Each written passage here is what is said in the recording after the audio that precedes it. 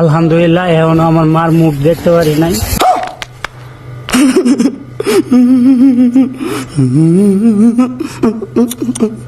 যে বুকা জুনাইদ নামে একটা ছেলে আছে, সেটা হচ্ছে ফেসবুকে কন্টেন্ট তৈরি করে থাকেন, এবং তার পাশাপাশি ইমরান ভিপি নামে একটা ছেলে আছেন, সুমাই ভিপি। তাদেরকে নিয়ে কিন্তু বেশ কিছুদিন ধরে একটা সমস্যার সম্মুখীন হচ্ছে। সেটা হচ্ছে ইমরান তালুকদার তমা খান নামে একটা মেয়ে আছে, তাকে উপকার করতে গিয়ে দেখুন কিভাবে দর্শন মামলায় কিন্তু ফেসে গেছে ইমরান তালুকদার। তার জন্য দেখুন বুকার জন্য এত কিন্তু জেল খাটছেন 46 দিনের মতো, না 40 দিনের মতো। তাই বলছি, যারা এই ধরনের ভিডিও তৈরি করেন এবং সবাই একটু সচেতন হবেন যে একজন মানুষকে যখন হেল্প করতে যাবেন তখন একটু ভেবেচিন্তে করবেন। দেখুন বুকার জুনায়েতের মুখে কথাগুলা শুনুন, যে বুকার জুনায়েতি বলতেছে কেমনে কি হয়েছিল তমা খানের সাথে। এই কথাগুলো একটু শুনলেই বুঝতে পারবেন।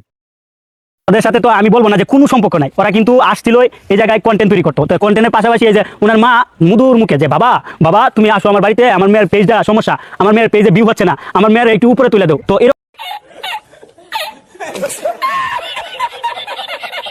এরকম ভাবে যখন বলে, পরে ওদের পেজে একটা সমস্যা হয়েছিল, তখন পেজটারে ওই যে দেখার জন্য ওই যে আরেকটা ছোট ছেলে ছিল, ছোট ছেলেটাও যায়, আর তখন ওর মা ও বাসায় ছিল, ওর ভাইও ছিল বাসায়, সবাই বাসায় ছিল। তো এরকম ভাবে পেজের সমস্যা বললা বাবা শোনা মানে যা ডাকার উচিত 5 ওয়াক্ত নামাজ পড়ে দোয়া করবো, এরকম ডায়লগ দিয়া বাইরে নিয়ে যাইতো, কিন্তু বাইরে যাইতে চাইতো না, কারণ উনি तेरा बाप यहाँ छोड़कर गया था कि तेरी माँ।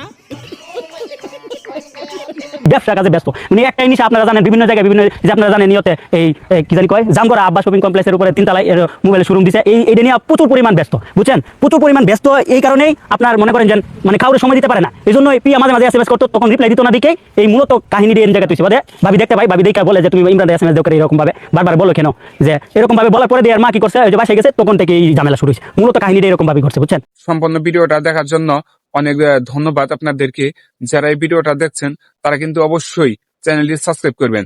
আর বুকার জুনায়েদ কিন্তু খুবই ভালো মনের একজন মানুষ, তার ভিডিও আমরা নিয়মিত দেখে থাকি এবং দেখছি। যারা বুকার জুনায়েদকে ভালোবাসেন তারা অবশ্যই ভিডিওগুলো দেখবেন।